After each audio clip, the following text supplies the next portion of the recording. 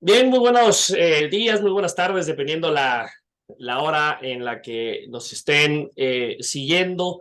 Yo soy Rodrigo Chávez Fierro, de la Defensoría de los Derechos Humanos, y en esta primera sesión de pláticas en materia de derechos humanos nos acompaña un gran profesor, no solamente de Querétaro, sino a nivel Iberoamérica, el maestro Rogelio Flores Pantoja. Él es maestro en Derecho por la Universidad Nacional Autónoma de México, licenciado en Derecho, ha sido ponente en distintas universidades del mundo, en el Instituto Interamericano de Derechos Humanos, en la Universidad de La Plata en Argentina, en el Tribunal de Estrasburgo. En fin, es un referente en materia de derechos humanos en la región, es coordinador del Centro de Estudios en Actualización de Derecho, que es un centro académico de gran importancia en México, y también lleva años coordinando el Instituto de Estudios Constitucionales del Estado de Querétaro, donde ha coordinado, pues tan solo vemos la parte de atrás, una muy buena cantidad de libros en materia de promoción y protección de los derechos humanos. Mi querido Rogelio, muchas gracias por la invitación de estar el día de hoy acá con nosotros. Al contrario, Rodrigo, muchas gracias por la invitación. Me da mucho gusto tener la oportunidad de dialogar contigo y con la Defensoría de los Derechos Humanos de Querétaro.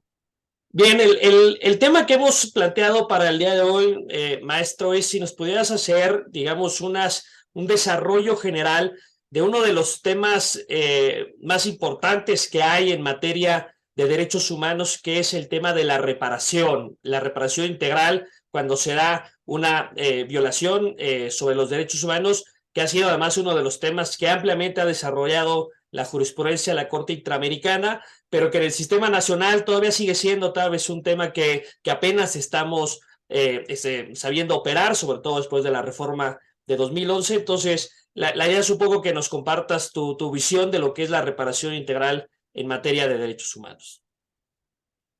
Con mucho gusto, Rodrigo. Como bien lo refieres, este es un tema fundamental en derechos humanos. Me parecería que es el objetivo principal de todos los sistemas de protección de derechos humanos. Cuando llegas finalmente a la reparación del daño generado a las víctimas. Y este concepto de reparación integral, para llegar a esto, pues primero tenemos que identificar cuál es pues, el fundamento. Como tú sabes, este es un concepto que desarrolla la Corte Interamericana de Derechos Humanos a través de su jurisprudencia. Esto a partir de la interpretación del artículo 63.1 de la Convención Americana sobre Derechos Humanos. El tema de la reparación, pues sigue la lógica de la teoría general de las obligaciones. Es decir, el punto de partida siempre van a ser las obligaciones del Estado en materia de derechos humanos. En el sistema interamericano, estas están establecidas en el 1.1 y en el 2. Lo que implica que cada que se viola un derecho humano, el Estado está incumpliendo con sus obligaciones generales que están establecidos en estos artículos, que en términos generales las obligaciones son cuatro, ¿no? Respeto, garantía, no discriminación y el deber de adecuación. Por lo tanto, siempre que un Estado viola un derecho humano, implica el incumplimiento de alguna de estas obligaciones generales.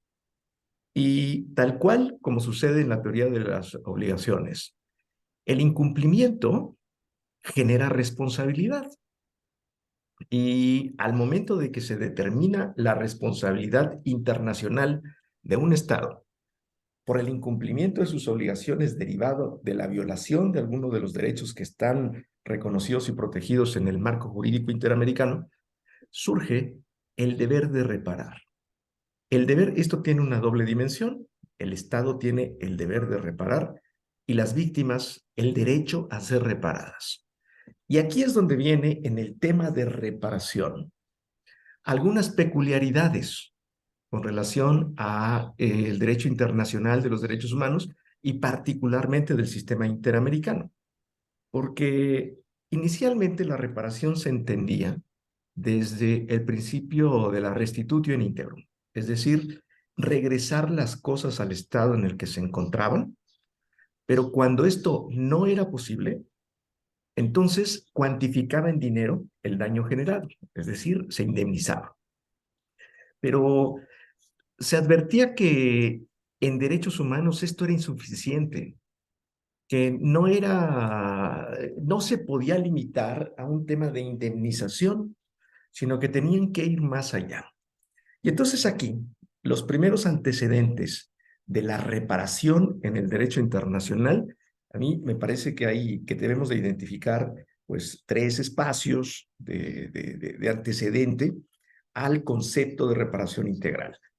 Primero, en 1927, cuando la Corte Permanente de Justicia Internacional, el antecedente de la Corte Internacional de Justicia, se pronuncia en un asunto, el Factory at Chersow, donde hace referencia al tema de la reparación. Entonces, aquí estamos hablando de los años 20. El Tribunal Europeo de Derechos Humanos, en 1974, también hace una referencia al tema de reparación, esto en el caso Neumeister contra Austria. Con estos antecedentes, la Corte Interamericana recoge en su primer sentencia en el caso Velázquez Rodríguez contra Honduras, en 1989, hace una primera referencia también a la reparación en esta doble vertiente, obligación del Estado, derecho de la víctima, o deber del Estado, derecho de la víctima. Hasta aquí, digamos que se desarrolla el concepto de reparación como una consecuencia lógica del el incumplimiento de las obligaciones internacionales. Pero te decía que para agregar este elemento de integral, es decir, ir más allá de la indemnización, podemos encontrar también algunos antecedentes. Uno importante es del año 2005, en donde Naciones Unidas emite, tiene un nombre muy largo, Principios y Directrices Básicos sobre el Derecho de las Víctimas de Violaciones Manifiestas de, de las normas internacionales de derechos humanos y de violaciones graves del derecho internacional humanitario a interponer recursos y obtener reparaciones. En estas directrices básicas, en el principio 18, se hace referencia a formas complementarias a la indemnización para la reparación. ¿A qué me refiero? A medidas de restitución, de rehabilitación, de satisfacción y de garantías de no repetición. Entonces, este es un antecedente importante. Posteriormente, la Corte Interamericana lo recoge en su jurisprudencia y lo va desarrollando. Uno de los principales artífices de esta jurisprudencia sobre la reparación integral es don Sergio García Ramírez. ¿Y qué es lo que los elementos que toman en consideración para la reparación integral? Pues la Corte nos dice que primero hay que identificar dos elementos. Para determinar la medida de reparación tenemos que identificar previamente dos elementos: el tipo de víctima y el tipo de daño. Con relación al tipo de víctima, hace una subclasificación entre víctimas directas, indirectas y potenciales.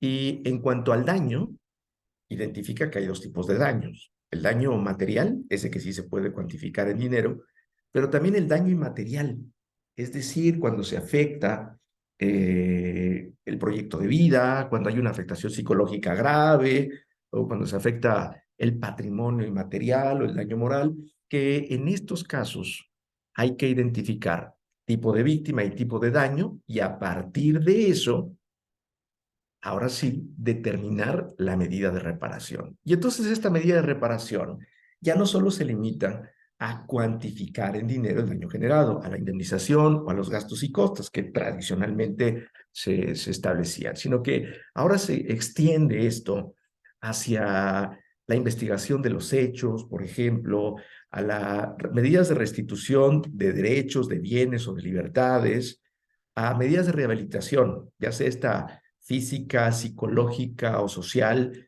a medidas de satisfacción, esto a través de actos en beneficio de las víctimas, o bien a garantías de no repetición de las violaciones de derechos humanos, o bien sí a indemnización compensatoria de cualquiera que sea el tipo de daño. Pero como puedes advertir, ahora esta reparación se amplía. Y esto fue lo que sirvió de base, para mí que esto es lo que sirve de base, la interpretación conjunta entre el 1.1, el 2 y el 63.1, para que en muchas de sus sentencias la Corte Interamericana dictara medidas de reparación verdaderamente peculiares que en otros sistemas internacionales o supranacionales de protección de derechos humanos no encontrábamos.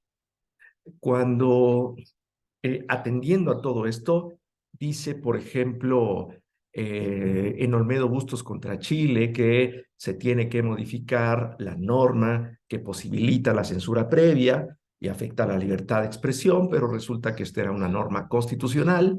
O en el caso Barrios Altos contra Perú, que dice que las leyes de autoamnistía, si son contrarias a los estándares interamericanos, serán considerados solo como manifestaciones de voluntad del Estado.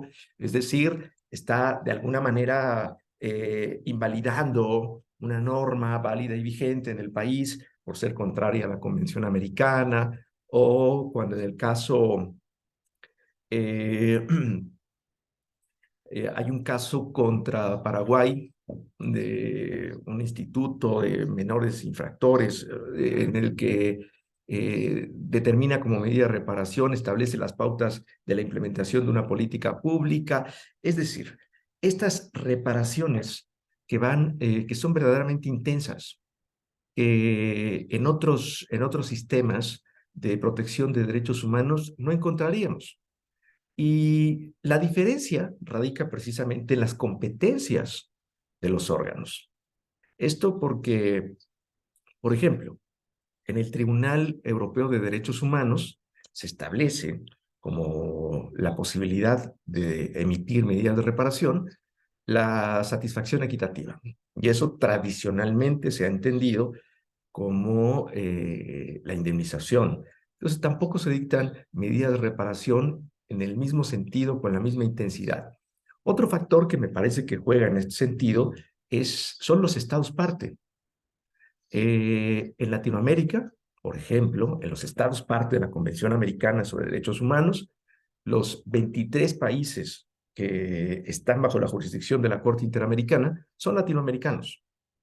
Y pues una infortunada característica de los estados latinoamericanos es esta tendencia al ejercicio concentrado del poder político. Regularmente son gobiernos que concentran el poder y por esa vía eh, se exceden en el ejercicio del poder público, afectando los derechos humanos.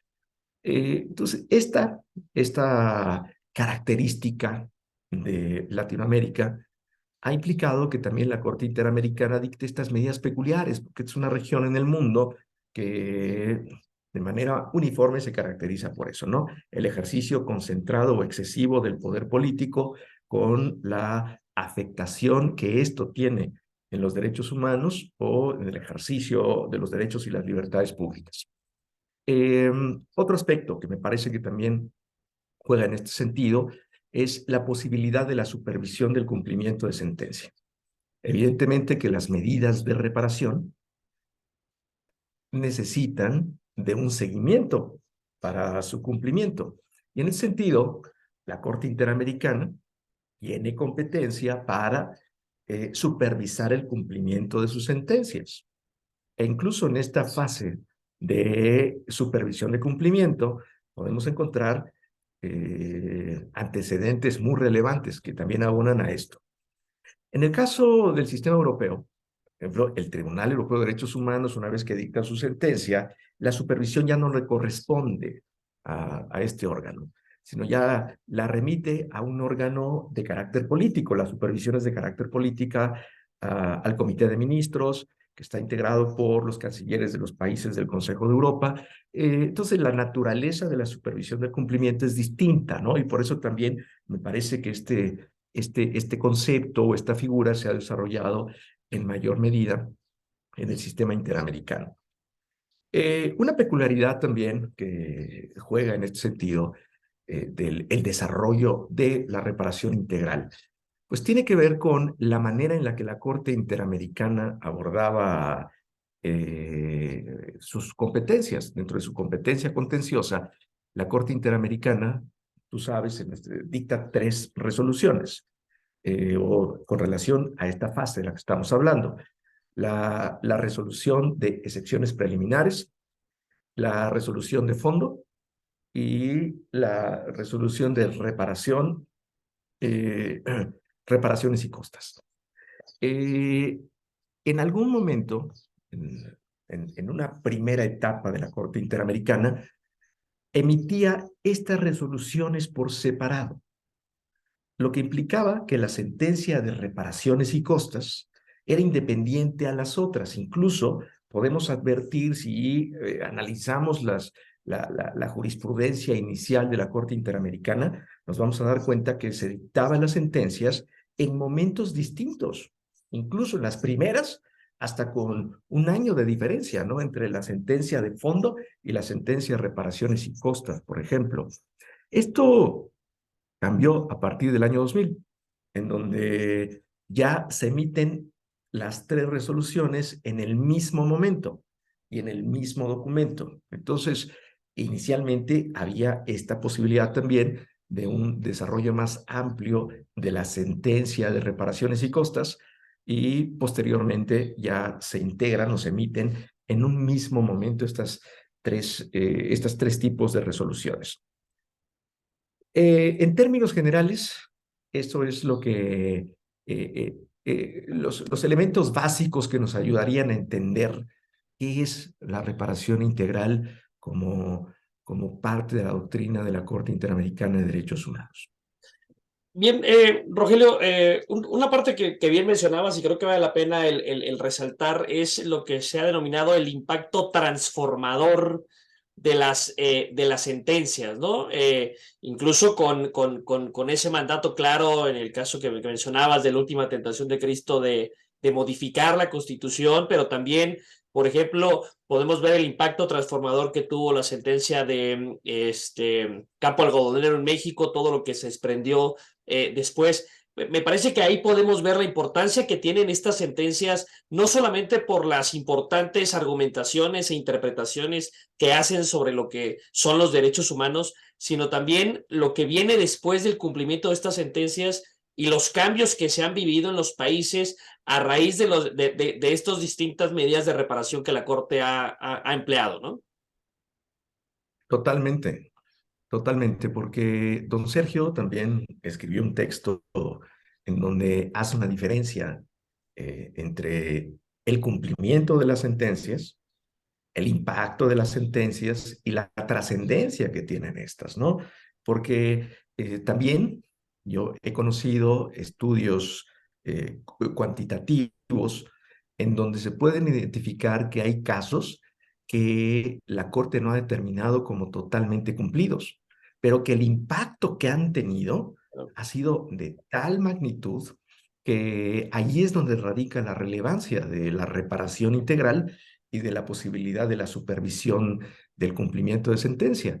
Hay muchos casos en donde podemos advertir el impacto de las sentencias que digamos que sí sería importante diferenciarlo del cumplimiento o de solo el cumplimiento, ¿no? Porque, como te digo, hay casos que no se han cumplido, que la Corte no ha cerrado porque el Estado no ha cumplido con todas las medidas de reparación, pero que estos han tenido un impacto en toda la región.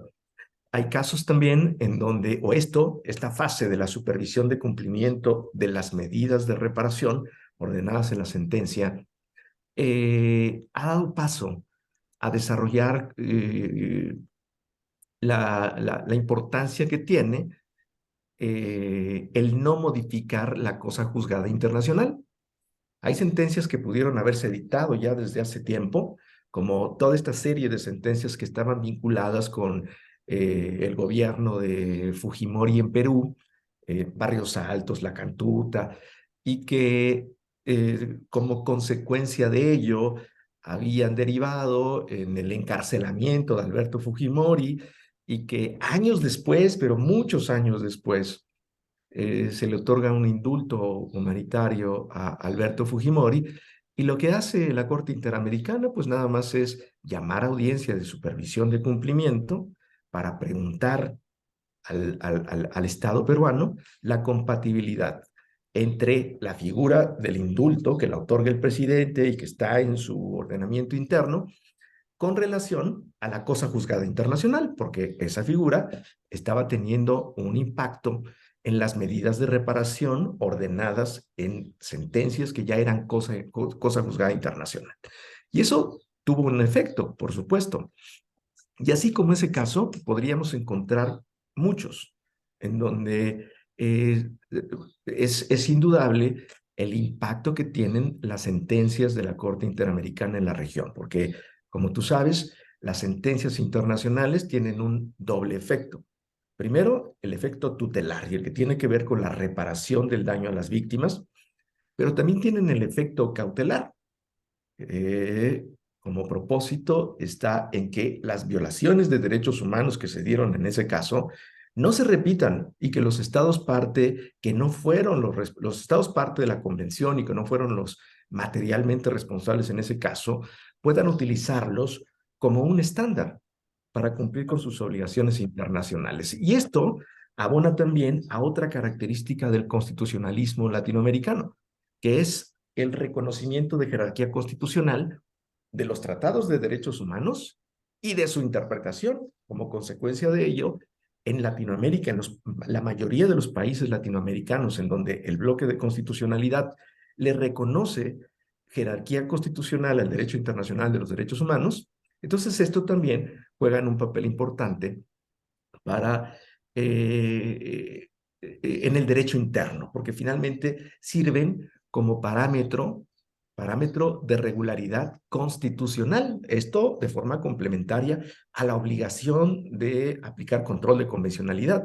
Pero además de ello, estos instrumentos internacionales, más en este caso las sentencias dictadas por la Corte Interamericana, tienen un papel importante dentro del parámetro de regularidad constitucional para resolver cualquier asunto que implique la regularidad de los contenidos de la Constitución, pero también son parámetro normativo en tres dimensiones.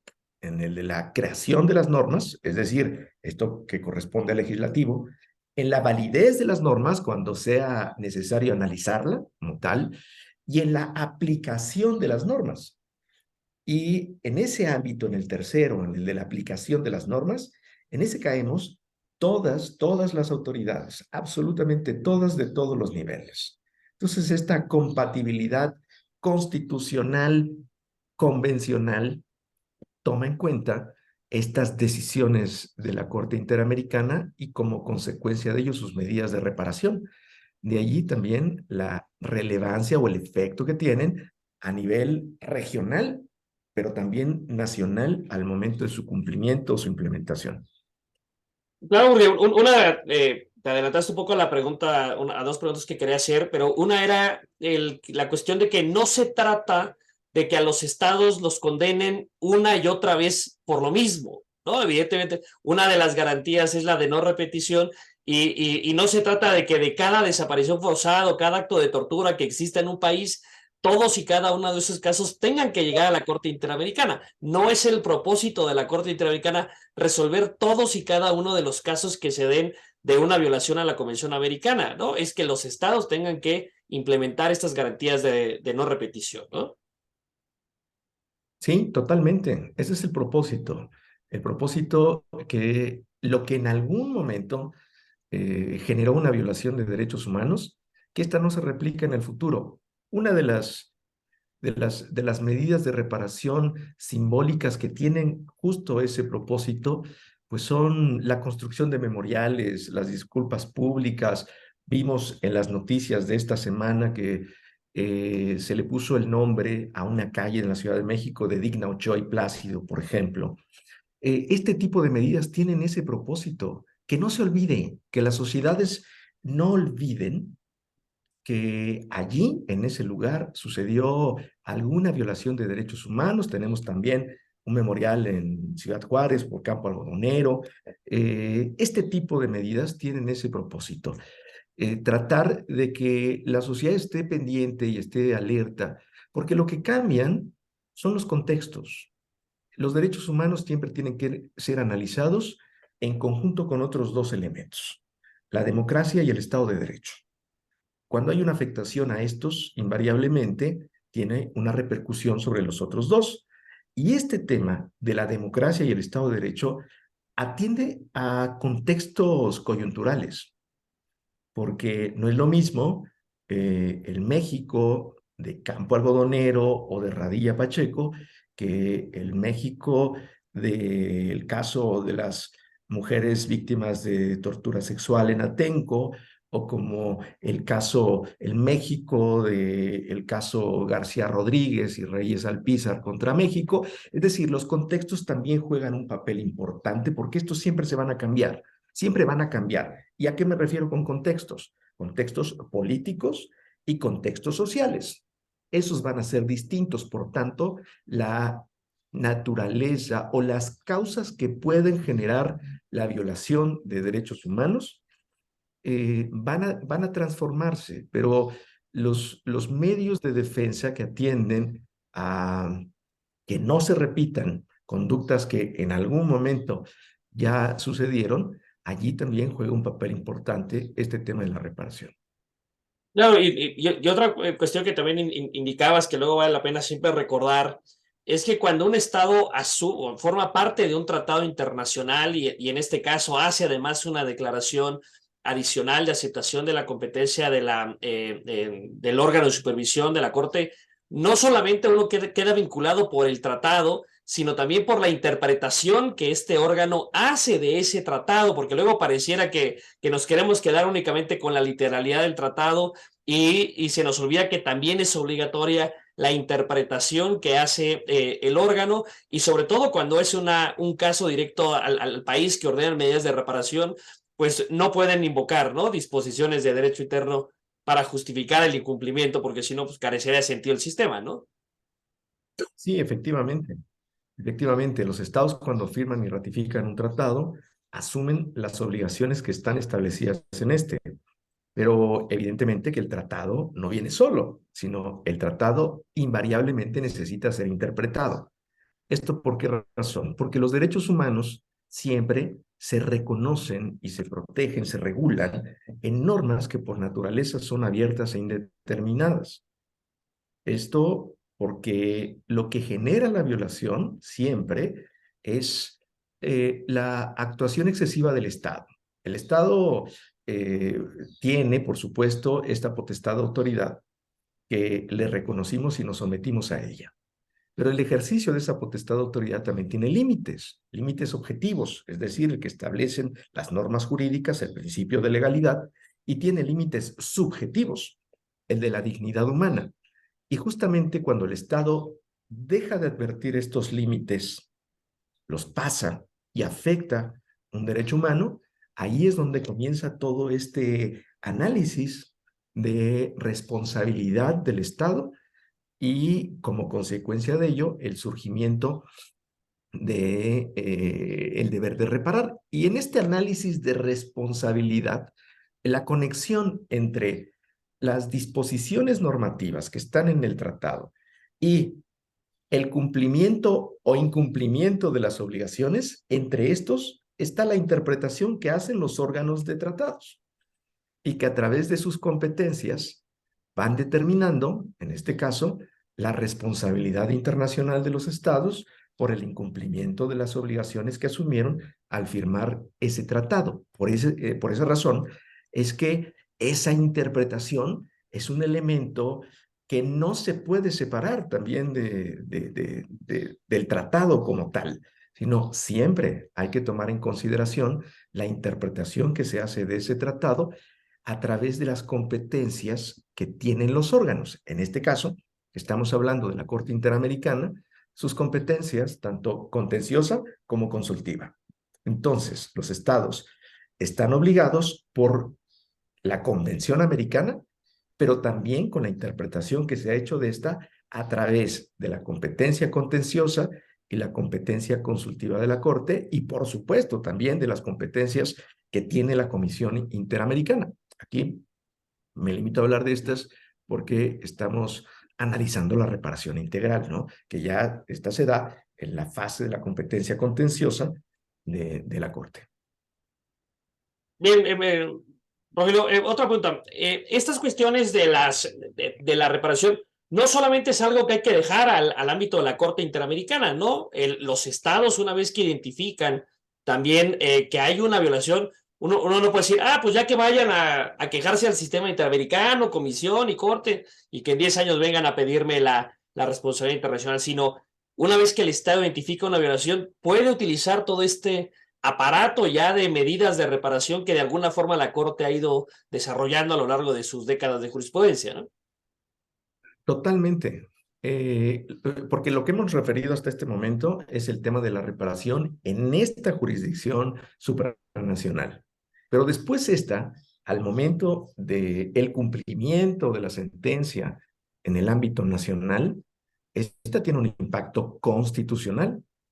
Y además de servir de manera cautelar todos los criterios establecidos en las sentencias o en las decisiones de los órganos supranacionales y que tienen un efecto cautelar, pero también cómo se le da cumplimiento a nivel nacional a todas estas medidas de reparación y cómo se pueden utilizar también como referencia para casos similares. Y esto tiene que ver con este marco general de las obligaciones en derechos humanos, que sea cual sea el órgano que esté analizando una posible violación de derechos humanos, debe de seguirlo, porque esta determinación de responsabilidad siempre debe darse a partir de parámetros objetivos.